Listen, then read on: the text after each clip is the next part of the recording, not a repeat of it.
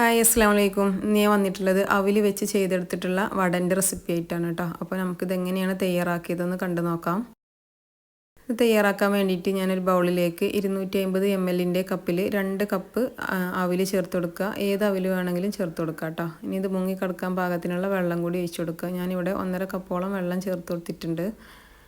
ഇനി നമുക്കിതൊന്ന് ഒരു 10 മിനിറ്റ് റെസ്റ്റ് ചെയ്യാനായിട്ട് വെച്ച് കൊടുക്കാം കേട്ടോ. അപ്പോൾ ഒരു 10 മിനിറ്റിന് ശേഷം നമ്മൾ അവിലൊക്കെ നല്ലോണം ഒന്ന് കുതിർന്ന് കിട്ടിയിട്ടുണ്ട്. ഇനി ഒരു കയ്യിൽ ഉപയോഗിച്ചിട്ട് നമുക്കിതെല്ലാം ഒന്ന് ഉടച്ചെടുക്കണം.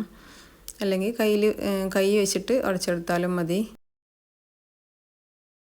ഇനി നമുക്കിതിലേക്ക് വേണ്ടത് ഒരു വലിയ സവാള ചോപ്പ് ചെയ്തെടുത്തിട്ടുള്ളതാണ് കേട്ടോ. അതും കൂടി ചേർത്ത് കൊടുക്കുക.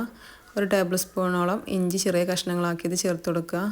2-3 പച്ചമുളക് ചെറിയ കഷ്ണങ്ങളാക്കിയത് ചേർത്ത് കൊടുത്തിട്ടുണ്ട്. ഒരു 3 ടേബിൾ സ്പൂണ് റവ ചേർത്ത് കൊടുക്കുക. 1/2 കപ്പോളം മൈദ ചേർത്ത് കൊടുക്കുക. ഈ മൈദക്ക് പകരം ആട്ടപ്പൊടിയോ അല്ലെങ്കിൽ അരിപ്പൊടിയൊക്കെ ചേർത്ത് കൊടുക്കുക കേട്ടോ. ഇനി ഒരു 1/4 ടീസ്പൂൺ മഞ്ഞൾപ്പൊടിയും 1/2 ടീസ്പൂണോളം കുരുമുളക് പൊടിയും ആവശ്യത്തിനുള്ള ഉപ്പും കൂടി ചേർത്ത് കൊടുത്തിട്ട് കൈ വെച്ചിട്ട് നല്ലോണം ഒന്ന് കുഴച്ച് മാറ്റി വെച്ച് കൊടുക്കുക. ഇപ്പം ഞാനിവിടെ കുഴച്ചെടുത്തിട്ടുണ്ട്. ഇനി ഇതിലേക്ക് കറിവേപ്പില ചെറിയ കഷ്ണങ്ങളാക്കിയത് ചേർത്ത് കൊടുക്കുക. ഒരു 1/4 ടീസ്പൂണോളം ബേക്കിംഗ് സോഡയും കൂടി ചേർത്ത് കൊടുത്തിട്ട് ഒന്നും കൂടി ഒന്ന് കുഴച്ചെടുക്കുക കേട്ടോ.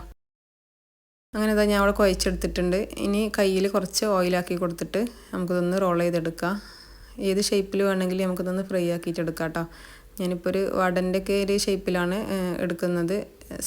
കട്ലേറ്റ് മാതിരി ഒന്ന് പരത്തി കൊടുത്തിട്ട് അതിൻ്റെ സെൻറ്റർ ഭാഗത്ത് വിരൽ വെച്ചിട്ടൊരു ഹോൾ ഇട്ട് കൊടുത്തിട്ടുണ്ട്.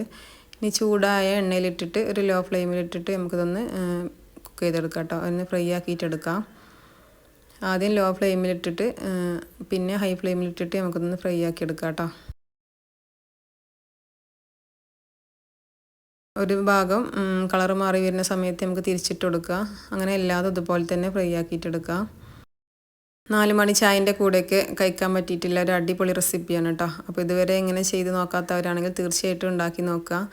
നിങ്ങൾ എൻ്റെ വീഡിയോ കണ്ടുകൊണ്ടിരിക്കുന്ന സമയത്ത് നിങ്ങൾക്ക് എൻ്റെ വീഡിയോ ഇഷ്ടമായിട്ടുണ്ടെന്നുണ്ടെങ്കിൽ ഒന്ന് സബ്സ്ക്രൈബ് ചെയ്ത് സപ്പോർട്ടും കൂടി ചെയ്യണേ. അടുത്തൊരു നല്ലൊരു വീഡിയോ ആയിട്ട് വീണ്ടും വരാം. അതുവരേക്കും അസ്സലാമു അലൈക്കും.